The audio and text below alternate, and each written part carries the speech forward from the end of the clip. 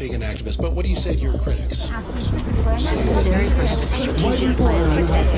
Again, you're being an activist. I am not. That's not appropriate, sir. Who are you with? What's your name? That's an appropriate question for you to ask. You're going to ask how many questions? You get 3? What a stupid son of a bitch. Good evening, Liberty lovers, Liberty curious, and anyone else tuning into Friendly Fire. If you're watching, let me especially thank you for catching an off-time episode.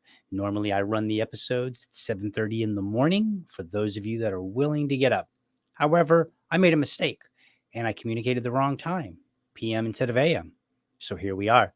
The show is dedicated to interviewing libertarian candidates that are running for office, and only libertarian candidates. As the name suggests, candidates will be asked some tough questions, but as a fellow libertarian, I am not here to make them look foolish or fail. I'm raising the bar for interviewing candidates, as well as our expectation for candidates. The Libertarian Party is the third largest political party in the United States and the only viable option to compete with the big two.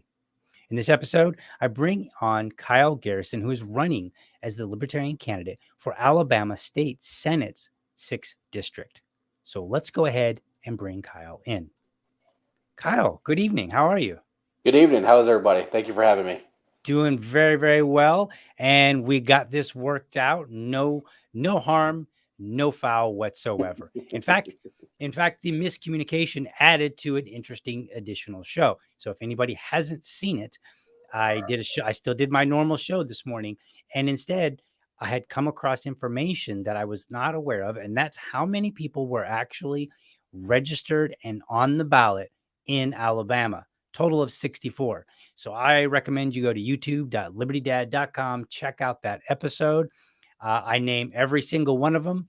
And if you're watching and you're one of them that has an odd name, or at least in my mind, an odd name, I apologize. I tried really hard to get those names right. And I know that I probably messed up every single one of them.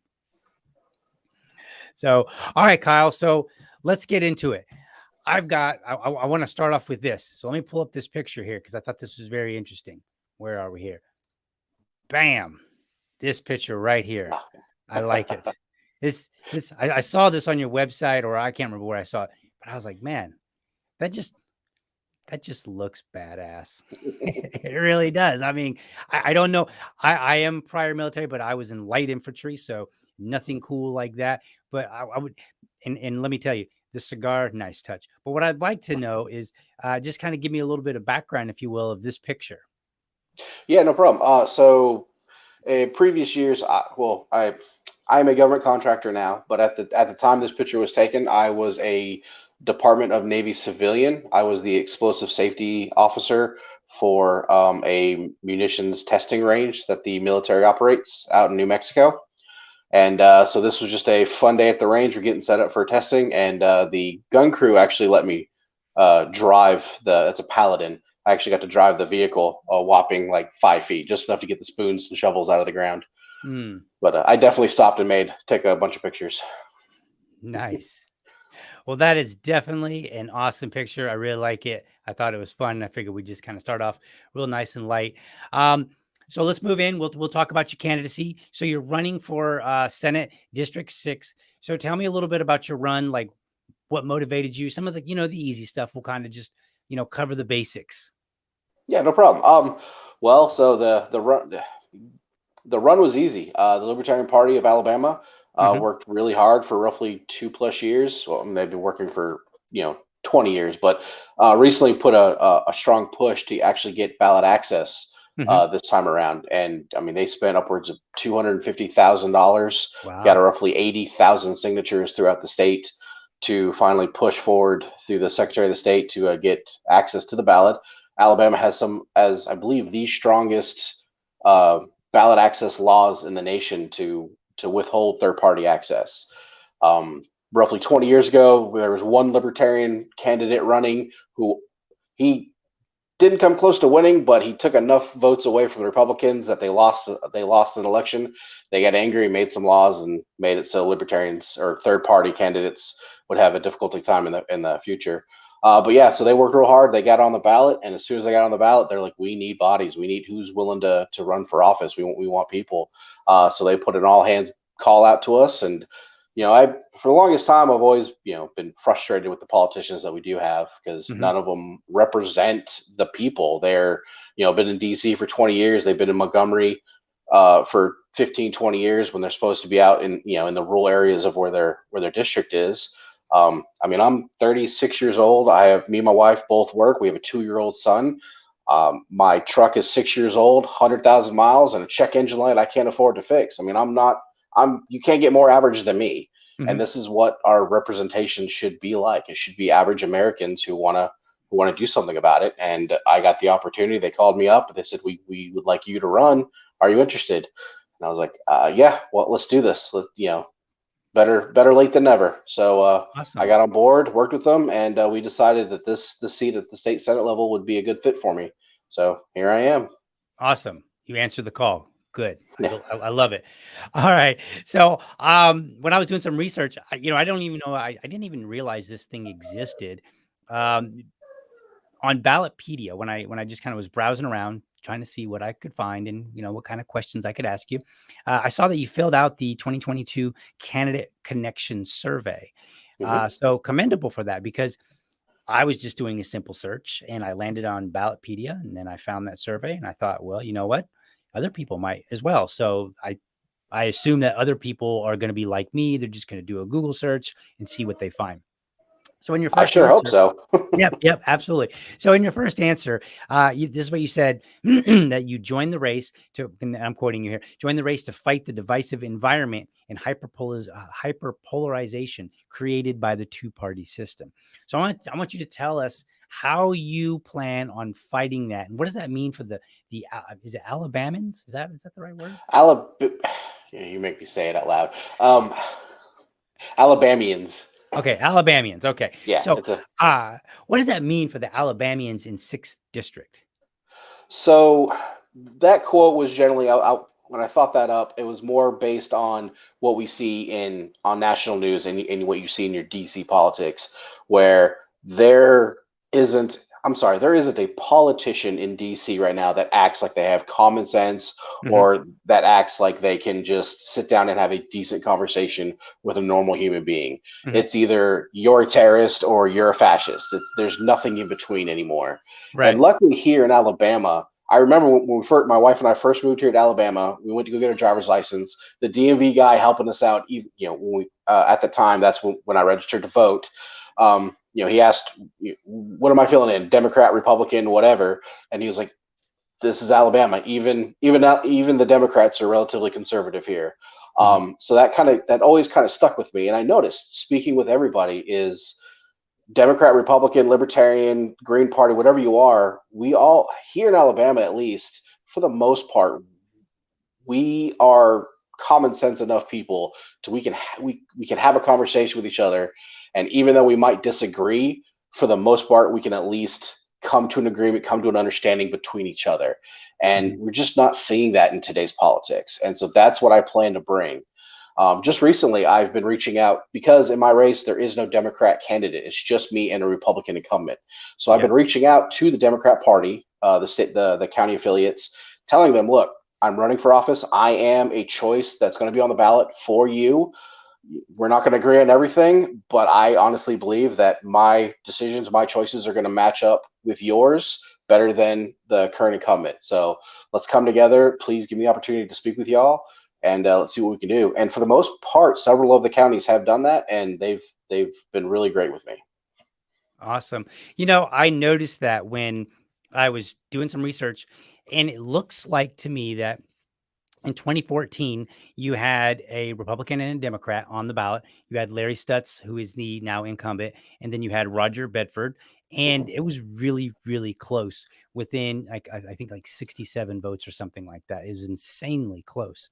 And then in 2018, you had Larry Stutz, who beat out Johnny McMorrow. And it wasn't quite as close. It wasn't 67. It was like 200. So that was one of my questions, was like, am I seeing this right? Is there not a Democrat? Because it was so close. I'm trying to understand why the Democrat Party didn't run somebody. Not that I want them to, don't get me wrong. I had the exact same comments to them. I looked that up, and because my area is it's northwestern Arkansas, or excuse me, Alabama. Just moved from my wife's from Arkansas, northwest Alabama, and it's relatively very, very red area of the state. Like you spoke with Johnny Cochran a few weeks back. The incumbent Republican for him, his congressional seat in my area kind of overlap a little bit. His is obviously much larger, but his Republican incumbent wins by like 80%. And so it's a very, very red area. And the fact that a Democrat can barely lose or just inch out by a couple hundred votes out of 43,000 votes was mind-boggling at first. And then the fact that they didn't have anybody running just blew me away. So, and I brought that up to him. I was like, "Look, don't get me wrong. I don't want you guys running because it makes it easier for me, but just why?" And they just didn't have the people. They didn't have the bandwidth, the wherewithal. They just didn't have someone to fill the seat. So wow, I told them I'll do what I can to help them out. Yeah, I mean, I think that's amazing that that you have this opportunity, in my opinion, because they're going to be looking for somebody. If 50%, roughly 50% of those people, just under 50%, were voting Democrat, then they're going to be looking for somebody. Maybe you can be that somebody. And so I'm curious. in such an area where it's very, very red, what are you telling them to kind of gobble up those Democrat votes? Well, for the most part, I'm telling them that as a libertarian, excuse me, how I explain libertarianism to people who are uninitiated, because a lot of folks don't know what a libertarian is around here, is we're what Republicans promised they would be 10 years ago.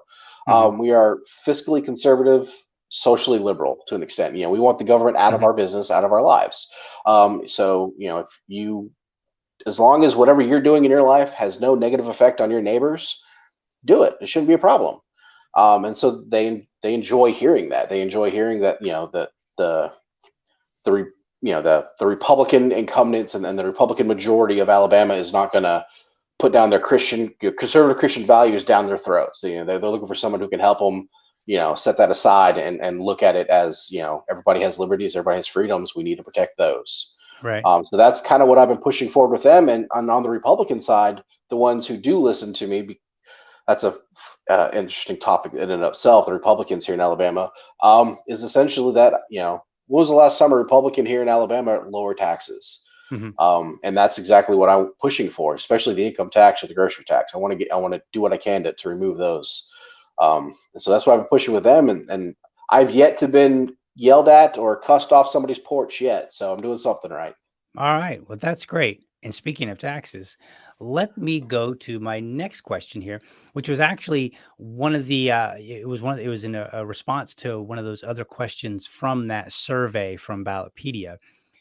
So you state that in one of them, I believe it said taxation is theft and taxing citizens for purchasing items required to live should be illegal. And that was in the second survey question. And then the third question, you went on to say, quote, bringing a state lottery to Alabama as well as legalizing adult use cannabis will bring millions of dollars in tax revenue. This new money can be used to offset the tax burden on hardworking Alabamians. Oh, there was that word. I totally missed it the first time around. Allowing them to keep more of their paychecks. So my question is, isn't that still kind of taxing citizens? How do you reconcile that? Because it sounds to me like you're just saying taxing people on what they purchase should be illegal, except for this purchase over here. Right. So, I mean, it's a very good thing because I'm essentially robbing Peter to pay Paul in a way. But when you're purchasing items that are not, when I talk about, mandating or taxing things that people need, the grocery tax, we need food to eat, we need water to survive, things of that nature. So if we're taxing groceries, the government is essentially stealing your money for you to live. So, but if I'm buying a new car or if I'm buying a fancy vehicle or new clothes or whatnot, I don't need fancy items, luxury items, things of that nature. That comes more of a voluntary purchase. And so during that aspect of things, that's where the tax revenue can be purchased or the revenue can be gained. Again, with cannabis use, if we tax the cannabis use, you don't necessarily need cannabis. You don't need it. So if you're taxing, it's okay because it's a voluntary structure. That's what I was kind of getting at, because I've yet to sign a piece of paper saying I voluntarily pay income taxes. Right. The U.S. government doesn't come down and cover 37% of my hours worked in my job. Why am I paying them 37% of my paycheck?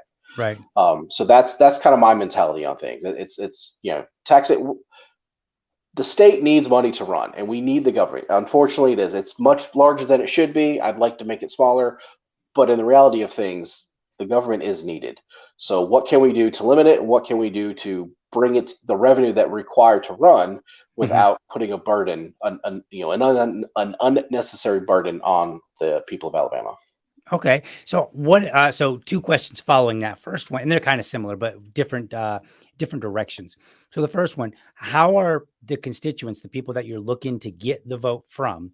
And I'm really kind of looking at people who aren't libertarian. We'll deal with them in a minute. But how are non-libertarians receiving that message of saying, hey, let's shift from this tax to this tax? Because, and it seems to me that what you're saying is, let's kind of gravitate more toward, like, say, a consumption type tax where, the more that you're using, the more that you get taxed.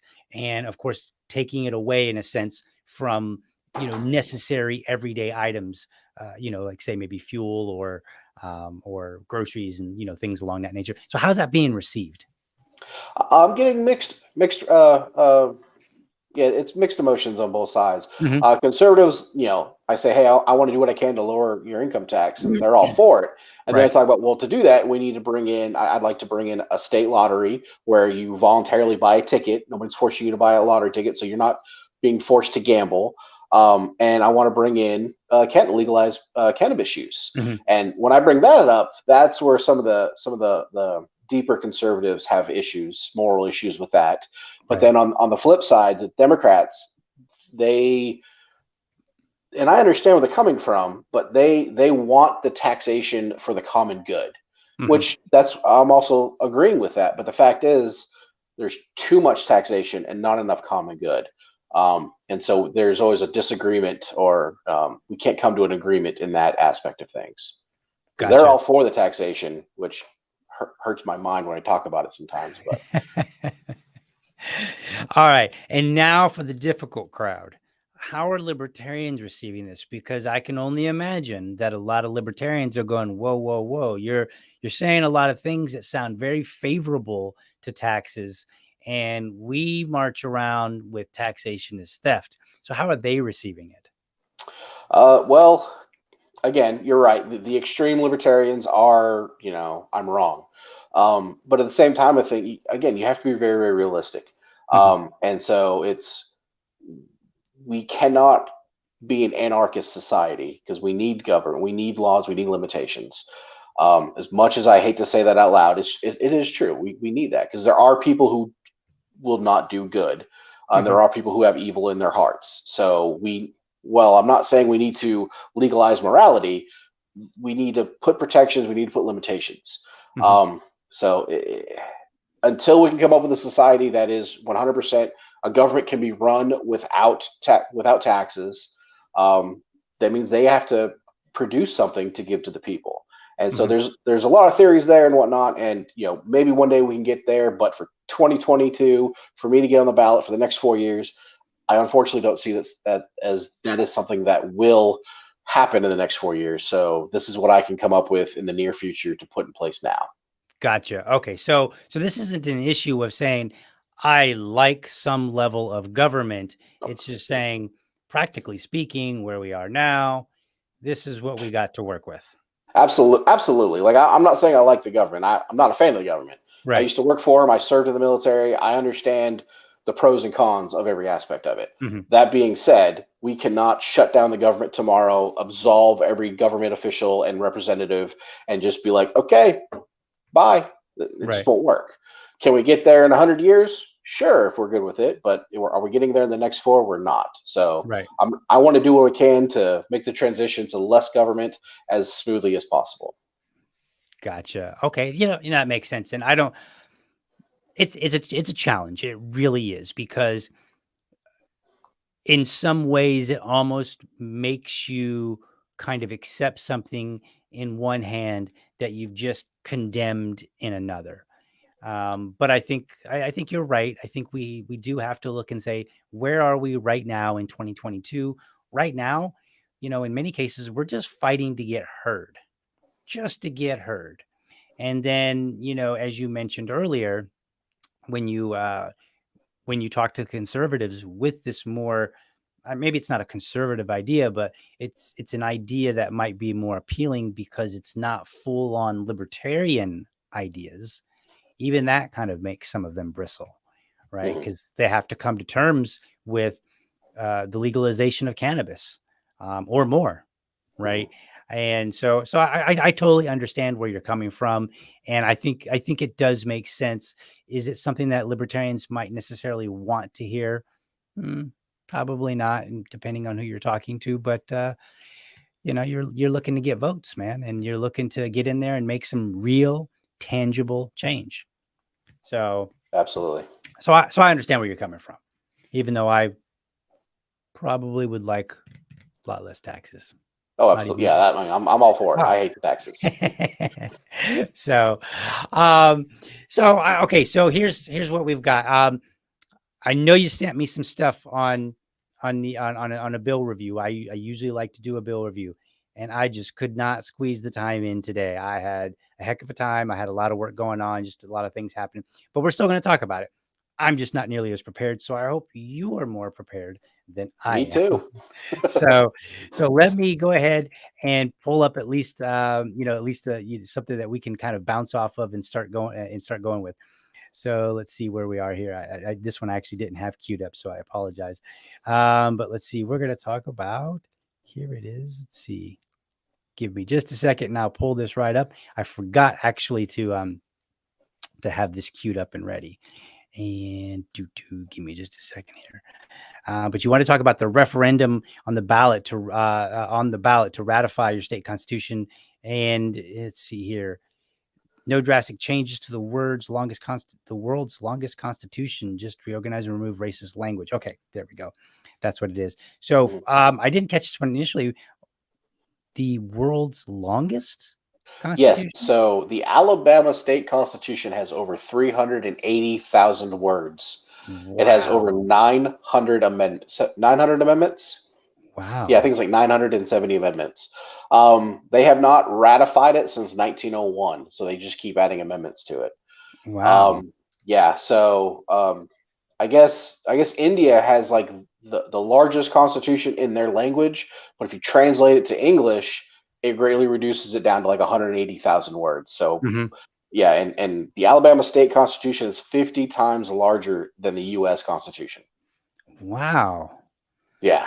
Do you guys need that much regulation over there? Like, absolutely what are you guys not. doing over there? What are you guys doing over there? Come on now. Well, the problem is, for some reason, the political elite here in Alabama 100 years ago plus decided that local communities, local cities and counties couldn't make up their own rules and laws.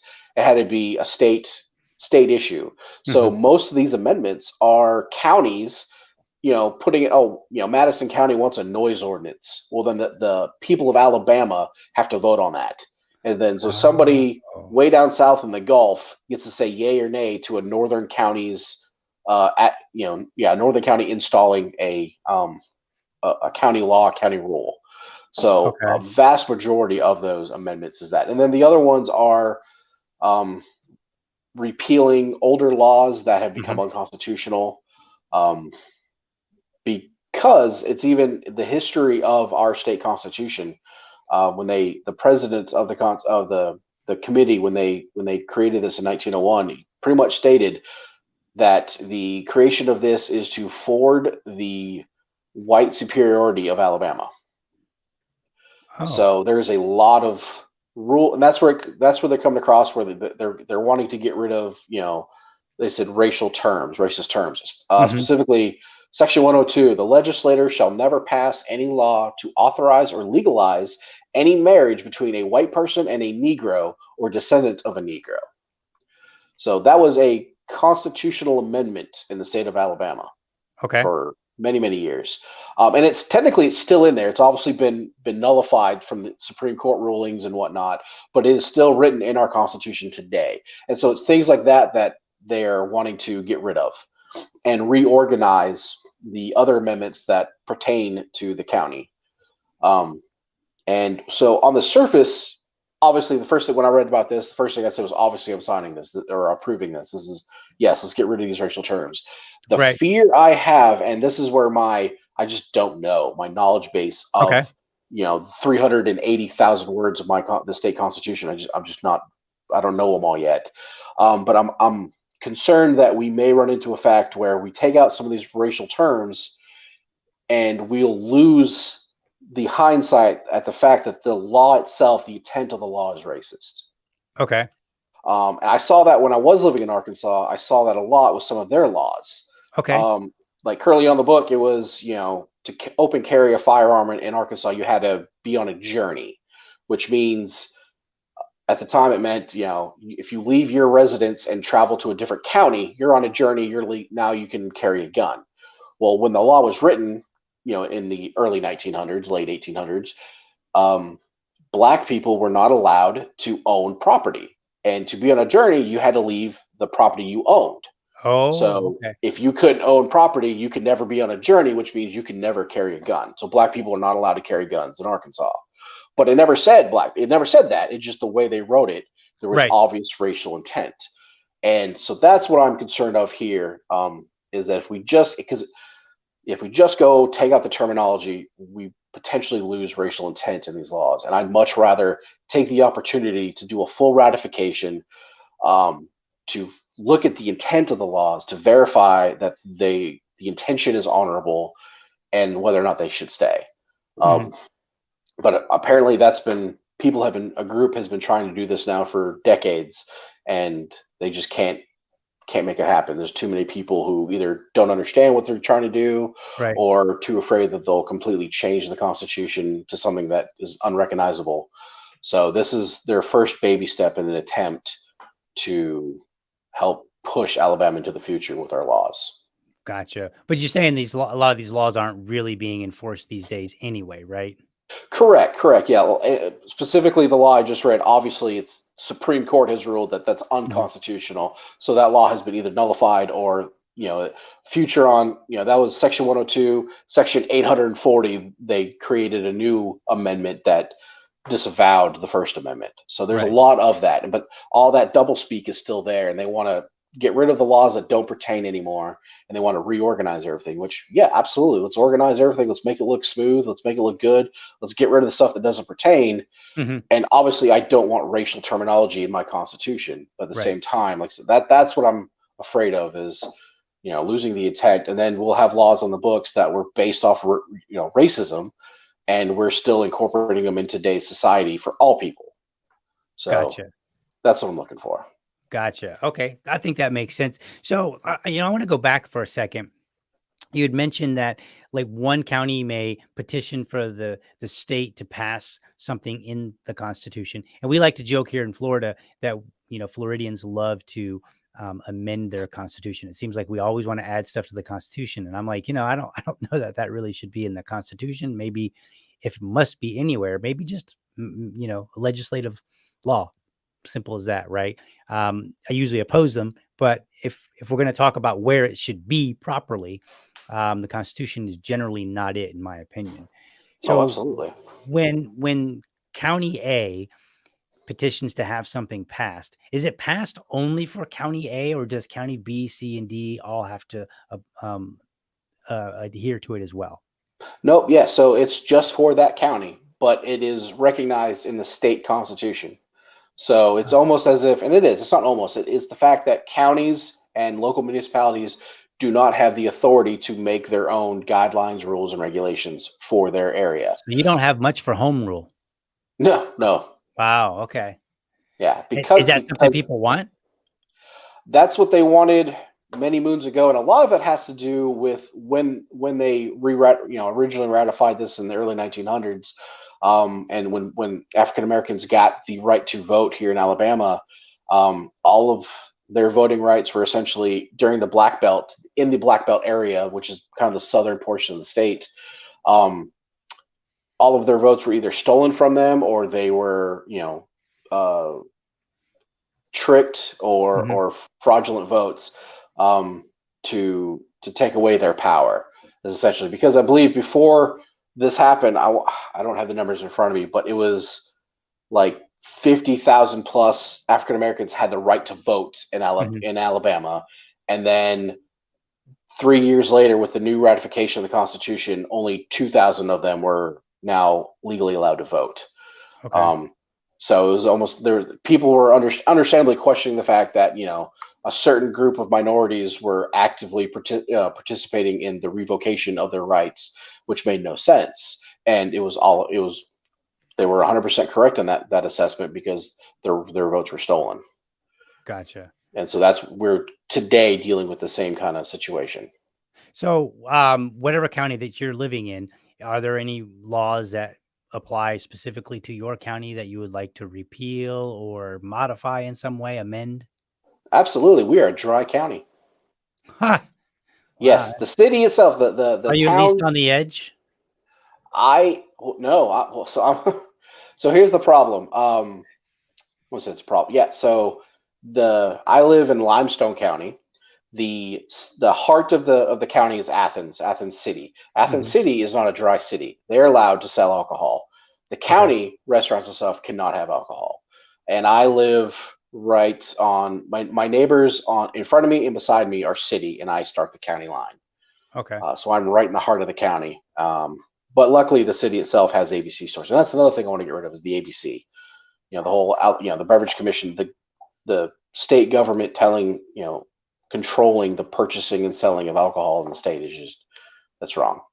Gotcha. So your county is dry, and you're running on taxing marijuana, right? Am I getting this right? 'Cause it sounds like you have a nice uphill battle. Yes. Yeah. Again, living in the buckle of the Bible Belt has been interesting. Have you had any good conversations with people where they've kind of been like, "Oh, I get it. I see what you're saying," or are those conversations hard to come by? No, it's actually been really very welcoming, and once I am able to speak with them from door to door knocking has been the most time consuming thing, but it has been probably the best, most rewarding thing I've done with this campaigning cycle. Is because being able to speak with someone person to person. The first thing I tell them, I introduce myself, and I asked them was like, "What would you like to see changed here in Alabama?" And a lot of times, they bring up something that I'm like, "Hey, congratulations! That's exactly what I'm running on." Right. So we were able to bring that up and talk about that. And a lot of times, either they wholeheartedly agree with me or they're willing to accept compromise in whatever personal beliefs they have with what I tell them I'm campaigning on. Gotcha. So let me ask you then about your opponent, and I think it's Stutz, Larry Yes, Stutz. Dr. Larry Stutz.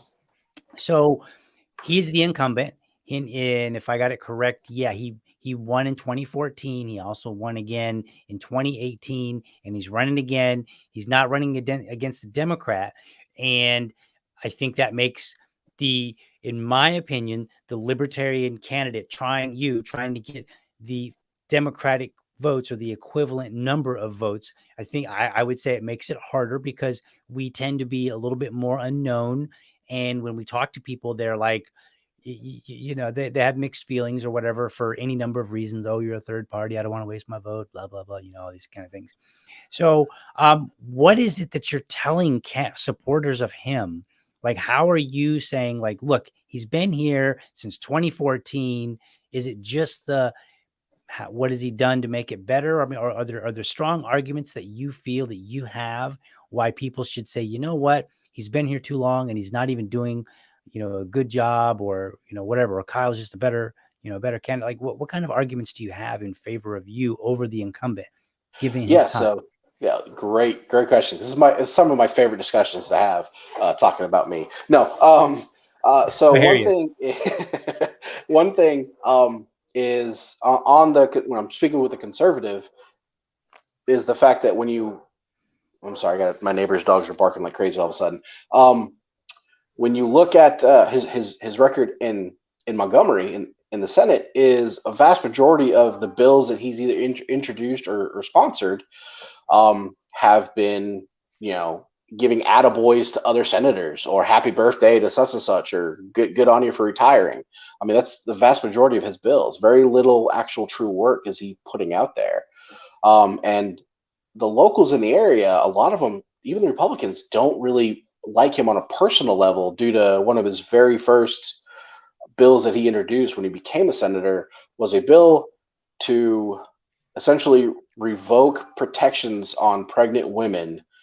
And he claimed he wanted government overreach out of hospitals and out of medical care, but he wanted to revoke a law called Rose's Law, and it was based on one of his patients that died in his care.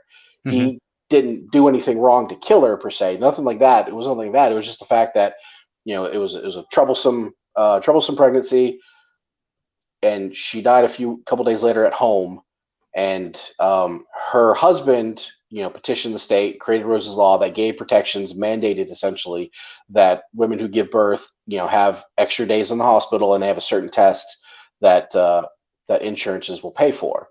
And again, when he became senator, a decade later, the first thing he did was try to create a bill to revoke Rose's law, essentially just to take that law off the books that had his name tied to it in a negative connotation.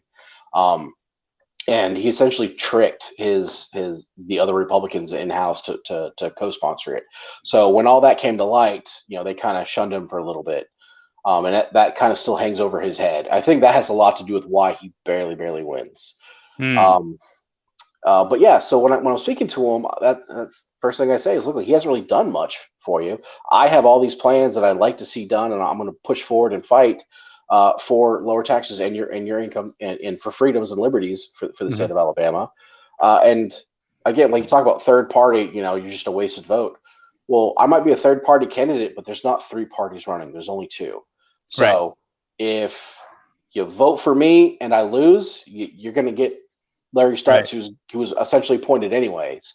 So, I mean, but if I win, you get the opportunity of seeing something new. And it's the same thing for the Democrats. It's like, look, there are no Democrats. You have no choice in this, or at least they don't have representation. So a vote for me, opportunity to see something new. And if I still lose, well, you're going to have him anyway. You literally have nothing to lose in this election. I'm hearing so many catchphrases that you can have, right? Like, hey, Democrats, you don't have any representation, and I don't like taxes, so no taxes without representation. I see all kind of things that you can play with this, right? So speaking of abortion, since you would be at the state Senate level, what's the abortion? How's it looking in Alabama? Because clearly the SCOTUS has kicked it back to the states. This would be under your purview, where you might actually get a vote. Where is it now? Where would you like it to be? So my official stance and my personal stance are 2 totally different things. Okay. And personally, I'm on a personal level, I am against abortion. But as a senator, I would never put forward a law that would mandate someone else to do something. Okay. And I keep telling people it's not the government's business what somebody does. So the government should stay out of it. And I'd push for that. And currently right now in Alabama, we have some of the strictest abortion laws. Several years ago, before the SCOTUS thing was even talked about, it was essentially Alabama legislator, I call it a knee-jerk reaction. They created a law banning it outright, all abortion outright. There's no exceptions. Right.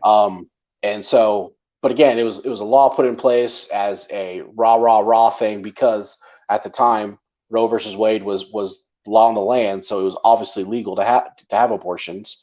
But Alabama created a law just to look good for conservatives. But when they overturned but when they sent Roe v. Wade back to the states, this law immediately went into effect, and it really was like, oh crap, what did we do? So the first thing obviously I would do is to overturn that the best I can, even if I have to make concessions to at least making abortions on demand or abortions for ease of life, for no other reason other than, I'm trying how to word it properly, but I'm going to fight day and night for rape, incest, and the life of the mother, the risk life of the health of the mother. Those should obviously 100% unequivocally be exceptions. Okay. I want them all except again, it's not, government has no right to be here, so it's none of their business. But if that's the best I can do for now, that's what I'll fight for, and I'll keep pushing forward for that. But another thing the conservatives are now trying to do is they're threatening to create laws to punish people who leave the state for an abortion if they travel out of the state. And that just boils my blood. For someone who personally is, not a fan of abortion, boils my blood to the fact that you have the audacity to say, if you leave my jurisdiction and go do something I don't like, I'm still going to punish you. And the fact that they can say that out loud and get away with it just boggles the mind.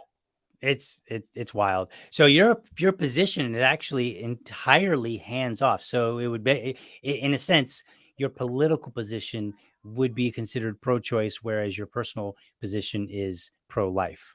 So very Yes. polar opposite. It's very interesting. I don't meet very many libertarians that have that. There's a handful. Usually there is some overlap between the two of what they would do if they had an opportunity to vote or sign a bill, versus what they would necessarily advocate for in their personal life. So I find that kind of interesting, that you manage that. And that does, and I'll just ask you, like, that doesn't bother you at all? Because usually people that are pro-life in heart, they look at it as like, this is life. How can I let life be destroyed without some sort of, without it being a matter of self-defense? hmm And you're right. It's something I don't say struggle with, but I definitely him and haw about it a lot of times. Hmm. But you know, you show me a man that's not a hypocrite, and I'll show you a man that has no morals. Is honestly probably one of my favorite quotes, and you have to look at it as, what do I feel is more important? Forcing someone to give birth or fighting for the rights of personal liberty. And I Hmm. can't stay here and bang my fist, claim I'm a libertarian and I'm pro liberty, you know, pro rights, and then at the same time go, but I'm gonna hold back on these rights. It doesn't, I Oh. served the country, like I said, I'm a veteran like you. Hmm. I swore an oath to uphold the Constitution, and the First Amendment was one of the most important rights that we have. And whether I like it or not, you're gonna have a right to do what you can do. Hmm. So, and that's exactly what I'm gonna fight for. Awesome. All right. Last question. We hear a lot about secession. So where do you stand on that? And I don't think that Alabama's, I don't know. I have not seen anything that suggests that people in Alabama are really entertaining it. It seems to be mostly a Twitter thing or social media thing. But you have seen some people of, notable presence mention it or in some way kind of allude to it. So where are you on the idea of secession, or if you want to dress it up, decentralization? I am not a huge fan of succession. We've tried this once in this country, Mhm. you know, good or bad, hundreds of millions. We lost a lot of American lives. Everybody, Southern and Northern, they were American lives. A lot of people died for good cause in the end, but I mean, it was just a mess. And if you look back, I think only one state has truly succeeded and became its own nation, and it was Texas. And it Mhm. had, at the time, it had its own. It still does to this day. It has its own infrastructure, its own energy um, network, and it was probably arguably the best state to succeed and to live on its own. And it failed miserably in just a couple of years. Mm. So it's not a good thing to succeed. We are one nation, 50 states, but we are one nation, Right. and we have to keep that in mind, that we are, we love us or hate us, we're still family. Right. So, and we need to fight for that. The very, very last god awful last thing we should do, or we should think about, is succeeding and trying Civil War 2.0, Right. because it's going to be bad no matter what happens. What if it could be peaceful? I honestly don't see it being peaceful. But All even right. then, like I said, I mean, how are we? There's a lot of logistics involved with that just Mhm. aren't. I Oh don't see yeah. it going Oh, through. I I mean, gotcha. again, I don't know. Not a fan of it, and I don't think it's a good idea. That's fair. That's fair. I was just curious because I know it's been a topic of Yeah. conversation among the libertarian liberty community, and I was just kind of curious. Like, all right, you're not at a county level; you're actually at a state level. So this might actually be something potentially that you could address or would need to address. So I was just curious where you stood on it. So, all right. So we're getting close to our time. So what else have I missed that we need to cover to get people to be like, man, I've got to vote for this guy? What did we miss? I think we've hit a lot of stuff. I believe in parental rights. I believe in school choice. That's one Hmm. thing we missed out on, is the public education here in Alabama is shot. Hmm. Um, we constantly rank in the bottom. Either at one report I read, Alabama was 52. There's 50 states, but we were 52nd in the nation because they included overseas military base education centers. So kids who parents are stationed in Germany going through elementary school or high school on the base there had a better educational system than here in Alabama. Okay.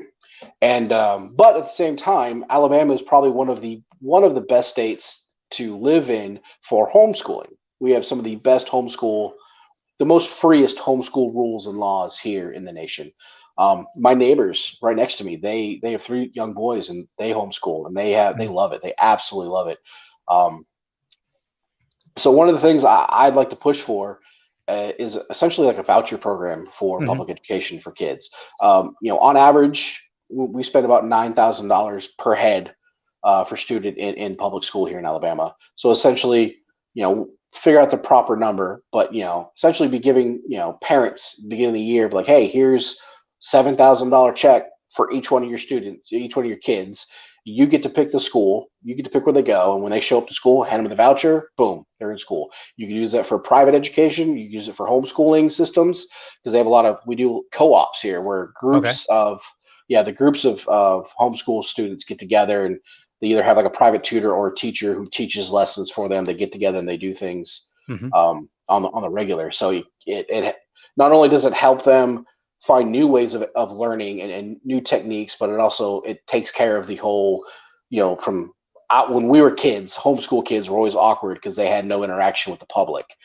So it helps with that. It takes care of that as well. So it's programs like that I'm looking forward to push forward. Okay. Yeah, that's good. I think those programs are actually a lot more common now than they used to be. I remember when I was growing up, I have a younger brother and a younger sister, and they both were homeschooled.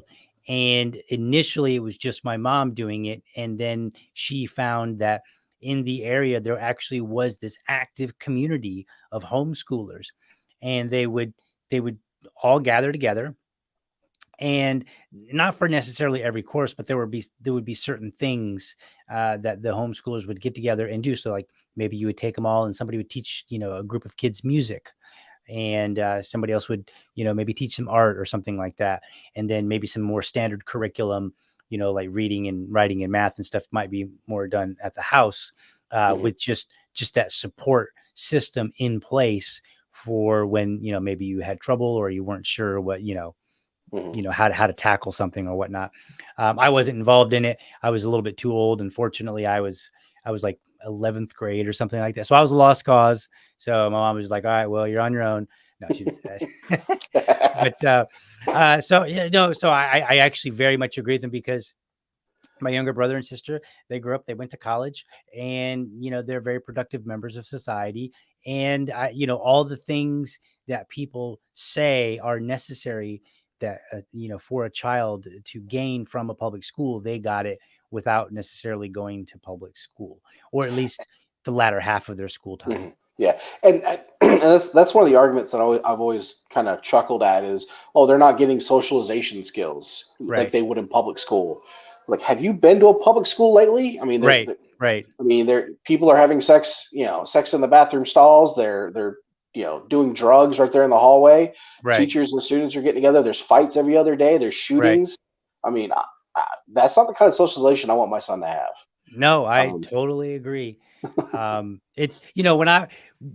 I was a younger man, say maybe in my 20s, when you started hearing stories about, attractive teachers hooking up with teenage boys, in your 20s, you're kind of like, well, where were they when I was in school? Right.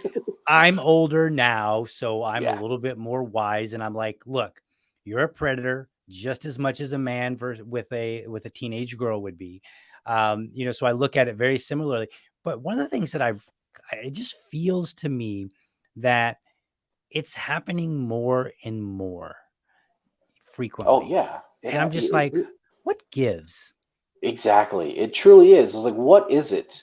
Because a couple of people I went to school with, like when I was in high school with these kids, they grew up, they went to college, they got a teaching degree. They were teachers for several years in middle school. And they're now, a couple females are now essentially sex predators because they were caught having sexual intercourse with their middle school students. So we're talking like 12 and 13-year-olds. Right. That's just, you're right. What is going on in Right. society. I'm not a sociologist. I don't know. Right. Like, I can't even explain what their mindset is, or how they can get away with that, or why they think that's okay. Right. And I'm not saying that there weren't predators back then. I know there were, right? I mean, like I grew up in the 80s, born in the late 70s. I mean, that was like predator decades, I think. But it just seemed like we see them happening more now, and there's they seem to be younger and a little bit closer to the age of our students, right? Not that it makes it okay, but it's instead of being like the 30 or 40-year-old man who's Hmm. creepy, it's more like a 26-year-old woman Hmm. and like a high school boy or something. And so it just seems it feels different. Yes. And so it's just bizarre. And I'm like, I don't like, I've already told my wife, I'm like, look, our son, he's 3.5 now. And I'm like, I'm not putting him in, I will homeschool him first, long before he goes to public school. And, private school, I can consider that because, we have the choice, like you said, Hmm. and, we could look into the school and see what its reputation is and, have more of a say. Because I think when there's that direct monetary pay, like a voucher system, that's what gets people more involved in their in their child's education. And it's kind of expected too, like, hey, the parents giving us money, they're going to come in here complaining. Oh So no, yeah. I have a 2.5-year-old. So, and he just had his adenoids taken out, so he's home for the next couple of days. mhm, Trying to be bed rest or whatnot. But no, as soon as I became a father, my entire viewing on the world changed. right. Just like how you're talking about. So yeah, I'm looking, going like, my child is not going to go to this school, and Right. that's another thing why I supported school choice and school voucher programs is like I said, my house is in the county, but I'm right next to the city. But Mhm, because I am not city property, my child cannot go to city schools. They have to go to the county schools. The elementary school is less than 3 miles from my house right now, but mhm, because my mailbox isn't 20 feet to the left, I have to drive 23 minutes to take him to elementary school when he gets of mhm. age. So that makes absolutely no sense to me. So, that's why a voucher program, I can go, hey, I choose this school. Or, Right. yeah, private school. We're already, we pay for daycare because, both my wife and I work. So my son goes to daycare. And what we're paying for daycare annually is roughly about the cost of some of these local private schools. Right. So in a sense, we've already budgeted for the private school. Why not just keep going for it? Because I'd much rather have them a smaller classroom, better teachers, more involvement with the school system at a private Right. school, like you talked about. There's that monetary edge for them to do better. Um, I'm all for that. I am lucky enough to be in a situation where I can't afford that for my son. By Jesus, I'm gonna give it to him if I can. Right. And if you get them taxes reduced, that tax money will come back. And so whatever you've budgeted now on top of the tax money that you wouldn't have to pay, you would have even more to be able to send them to a better school. And Absolutely. so you let people know, just be like, hey, by the way, you're already paying for it to begin with. So you might as well be getting some more choice out of it. And if you're Exactly. budgeting out of your after tax money, right, then just adds to it. So Yes, absolutely. That's all I'm about, is as long as they have a choice in the matter. That's mhm. all I really care about. All right. So it's Kyle for the number 4, Alabama.com. So I want people to go there. If you're watching, go there, support him. There's a donation button. Go there, check him out. If you're in Alabama, I want you to see what you could do to help him out. Maybe I don't know. What kind of help do you need? Actually, you know what? Rather than me tell, you're the candidate. Why am I telling them? Like, Money exposure. I'll take your money, by Jesus. I need money. This is, for the most part, has been 90% self-funded.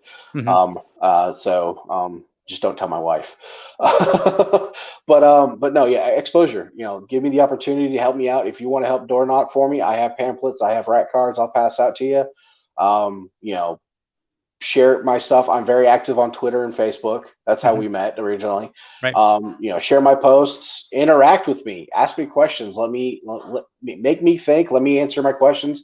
Let me fight for what it is that I want to stand for. Argue. Force me to argue my case. It's either I'm either going to change it, or I'm going to prove you what I can do for you. But that's what the biggest thing is: exposure. Help me get my message across to everybody. awesome.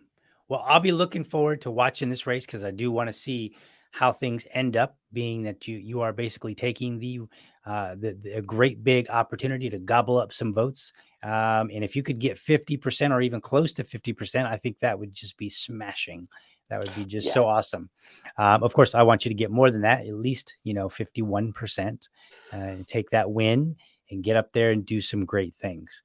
Yeah. So, Kyle, thank you for coming on tonight. It was a No, hey, pleasure talking with you. yes, thank you for having me. I greatly appreciate this opportunity. Thank you so much. Absolutely. And let's see, what else do we got? That's all, folks. That's what I've got. So I just want to let you know, I'm going to kick you off here, Kyle, real quick, and just make me bigger since I'm doing the closing. Bye. So everybody, please remember to come and watch well, you know what? I take that back. I just talked to somebody today. Next week, I am changing things up. So I was normally doing the show Monday mornings at 7:30 a.m. and I am still doing the show Monday mornings at 7:30. I'm sorry, I'm still doing the show in the morning at 7:30 a.m. However, I am switching it now to Tuesday. Now, why would I do that? One, I've had some people say, seriously, DL, Monday morning, that's everybody's coming in with the Mondays and you're starting off, asking people tough questions. But that's not the big reason. The big reason is I want to add to the show. So I will be looking to do a show on Tuesday, Wednesday, and Thursday morning. And Wednesday and Thursday morning will likely be more open format. So if a candidate happens to be available, they can just say, hey, I would like to come on the show last minute and we'll chit chat. Otherwise, what I'm going to be doing is digging in, finding out what I can about different candidates and across the US and just start talking about them. Because what I want to do, I want this show to just blow up as big as we can and talk about as many libertarian candidates across the US. I know that there's somewhere in the range of about 500 of them that are running in all 50 states and US territories. So we want to highlight as many as I can. In order to do that, I need more time. I can't just use 1 hour a week. So now I'm going to try to use 3 hours a week. So that's what's going on. So next week, join me as I bring on Tommy. Let's see, what was his name? Tommy Brown III, first county commissioner, District 2 out of Indiana. He's agreed to join me, move it. We were going to have it on Monday, but he's agreed Tuesday morning next week, 7:30 a.m., bright and early in the morning.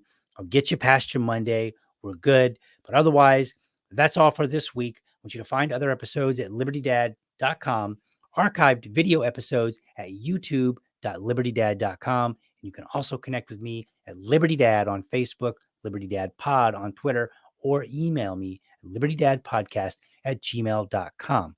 I would absolutely love to hear from you. And remember, if you're a champion of liberty, your business is people and your product is liberty. Have a great week. Catch you next time, and I'm out.